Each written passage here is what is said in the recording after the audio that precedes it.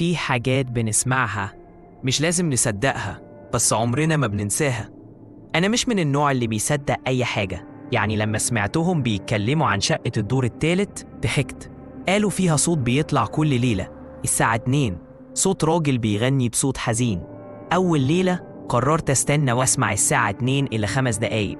كنت قاعد جنب الباب سامع ضربات قلبي أكتر من أي حاجة. وبعدها فعلا بدأ صوت الراجل.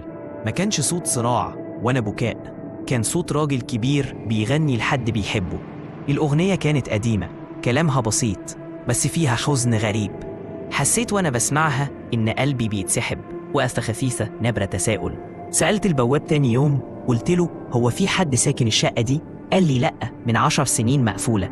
دي الشقة اللي كانت فيها مدام سهير، ماتت بالسرطان، وجوزها فضل يغني ليها كل ليلة جنب سريرها لحد ما ماتت بين إيديه. بعد الجنازة اختفى، لا حد شافه ولا حد سمع عنه. بس السؤال اللي جنني، لو الشقة فاضية بقالها سنين، مين اللي بيغني كل ليلة؟ قررت أطلع وافتح الباب.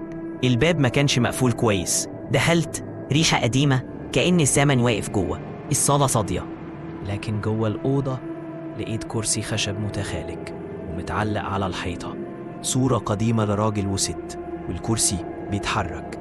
صوت الكرسي بيزيق خفيف وأنا واقف مذهول. الأغنية بدأت تاني بنفس الصوت بنفس النغمة، لكن المرة دي الصوت كان جاي من جوه وداني مش من بره.